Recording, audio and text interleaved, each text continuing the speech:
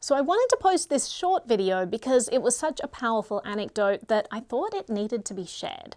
So someone in our NBTV members chat reached out to me recently. She'd just gotten back from a doctor's appointment and she felt really shaken up. Not because of a diagnosis, but because she realized just how little control she had over her personal information. It started right at check-in. The medical assistant was asking for everything, not just medical history, but job info, demographic details, lifestyle questions. None of it had anything to do with the reason that she was there that day. And all of it was feeding into a giant electronic health record. What most people don't realize is that in the USA, these electronic health records, EHRs, aren't just a convenience. They were mandated by the US government. Through legislation and funding programs run by HHS, clinics and hospitals were required to digitize patient data. And now a lot of that data doesn't stay in the clinic. It gets passed upstream. There are 2.2 million entities that your personally identifiable data is allowed to be shared with under HIPAA without anyone needing to get your permission. So why do you always get asked for your weight, blood pressure, smoking history, and all kinds of other stats that probably don't have anything to do with your care that day? Because medical providers are required to prove what's called meaningful use of these EHR systems. Unless they can prove meaningful use, the medical provider won't get their Medicare and Medicaid rebates. So there's a financial incentive to collect your data. There are built-in reasons for providers to ask you for as much information as possible, even if it's not directly related to your care. That alone is frustrating. But here's what really upset her. During the appointment, when she was finally in front of the doctor instead of the medical assistant who was taking down all her data, she confided in the doctor something personal, something she thought the doctor should know, but that she didn't want recorded. So she asked, "Please don't put that in my file." And the doctor said, "Well, I need to know about it." And she replied, "Yes, that's why I told you, but I don't want it written in the file because that file will get shared all over the place." And the doctor paused and then said, "Well, I'm gonna write it in anyway." Just like that, her sensitive information, something she specifically asked to keep off the record, is now part of a permanent digital file. And once that data's in there, it's out of your hands. You can't delete it. You can't restrict who sees it. And under current regulations, that data can be shared for a wide range of healthcare operations, purposes without your knowledge or consent. That includes hospitals, insurance companies, pharmacy systems, billing contractors, analytics firms, and all kinds of third-party vendors. The definition of healthcare operations for which your data can be shared is almost 400 words long. It's essentially a list of about 65 non-clinical business activities. So nothing having to do with your medical treatment whatsoever. These entities don't need to notify you when your data is shared, and you're not allowed to opt out. You can't even get a list of everyone it's been shared with. It's just out there. We have an entire video diving into the details if you're interested. Now, legal sharing isn't the only risk of this accumulated data. What about data breaches?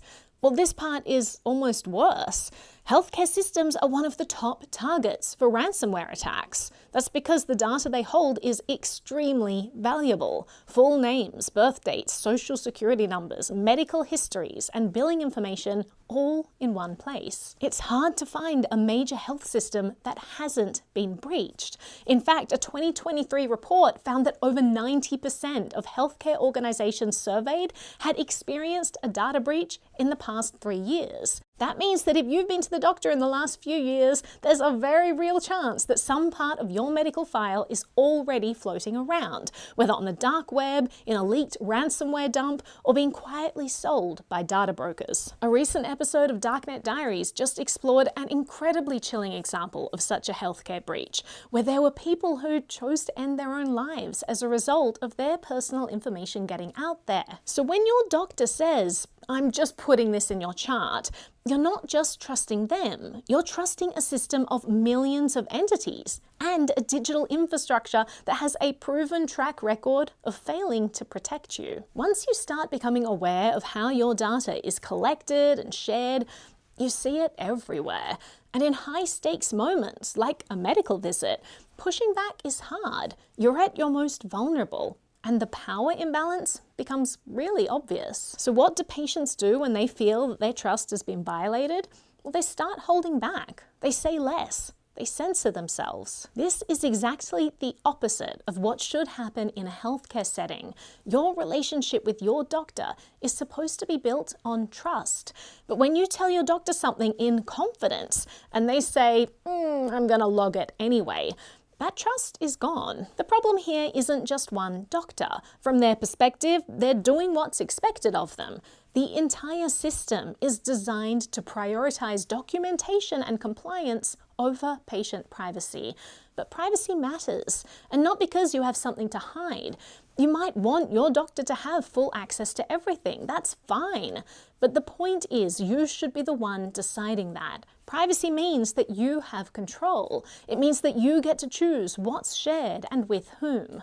Right now, that choice is being stripped away because of all of these systematized compliance mechanisms and a culture that says that your data isn't important, and so it's fine for a doctor to disregard your wishes about how that data is handled. So what can we do? Well, first of all, if you're at the doctor, you should prioritize getting the care that you need. Especially if you're in a high-stakes situation, you need to focus on getting healthy again.